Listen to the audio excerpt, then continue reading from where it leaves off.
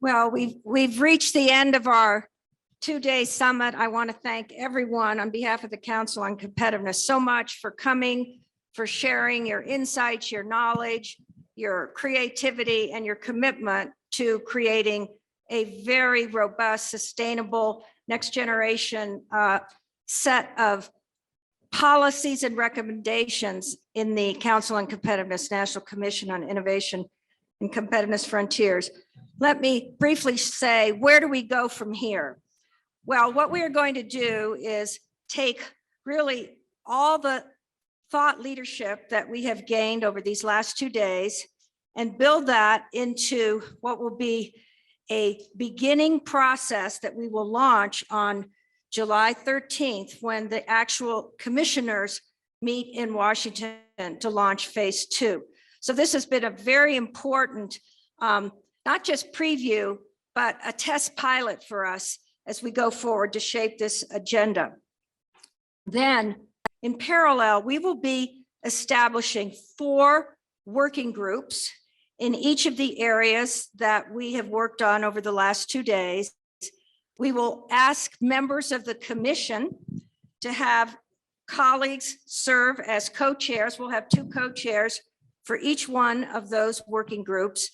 And we will ask others to join, certainly within the commission, but also the extended community to participate in those workshops. We will do them primarily virtual, but we may have some physical meetings as well in the first part, because we want to gain as much knowledge and recommendations to present on December 8th at the Council's National Competitiveness Forum in Washington. So we have a lot of work to do on that front. So I know we hope many of you will participate in that. You're all welcome to do so. And again, I thank you very much for your contributions today and yesterday. It was really fantastic.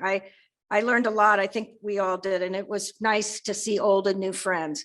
I, of course, want to thank our host, Ed Seidel, and his fantastic team at the University of Wyoming. I do want to mention the people that have made all this happen. I don't know if they're all in the room, but I do think they deserve our recognition. Lauren Rhodes, Emily Sorensen, Brian Shader. Brian played a big role in all of our calls and preparation. Shelley Schneider, Amanda Corpitz, and other staff. So I want to thank very much the team. And from Idaho National Lab, Allison Hummel and Ethan Hoffman. And of course, we were very disappointed that Greg Hill could not be with us. I sent a message to his team that his spirit was with us, but Alex Mystery and Lori Hecker played a tremendous role as well. So I want to thank them. And I want to, of course, thank the council team, Chad Evans, who is also with us in spirit, and thank my colleagues, Bill Bates and Yasmin Hilbert, for the wonderful work they have done, both getting us here and yesterday. So I think some of you know, I am on a little bit of a schedule to somehow get to the Denver airport and get on my next stage of my journey.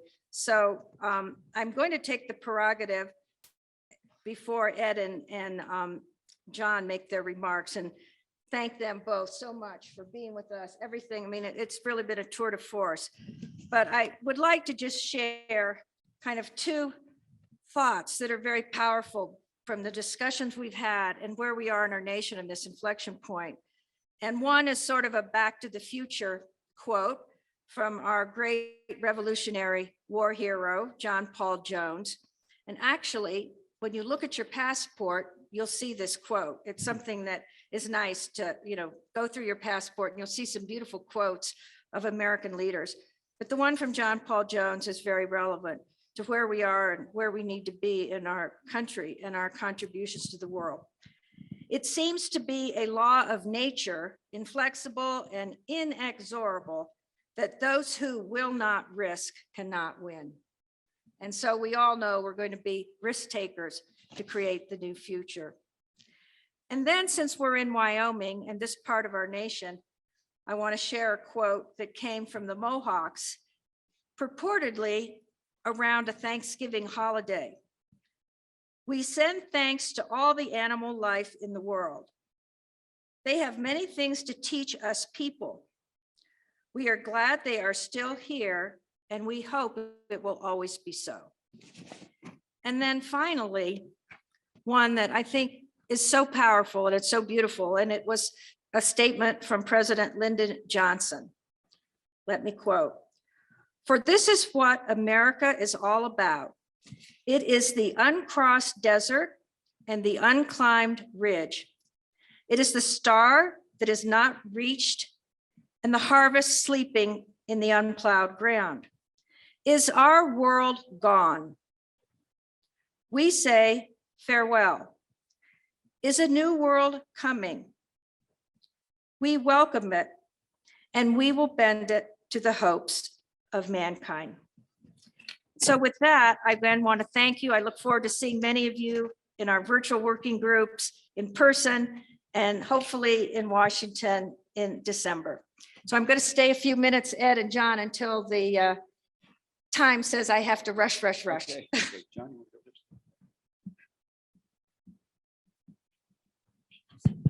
Thank you so much, Deborah. I will keep this short. I do know you're on a tight schedule, and a lot has already been said, so I won't belabor it.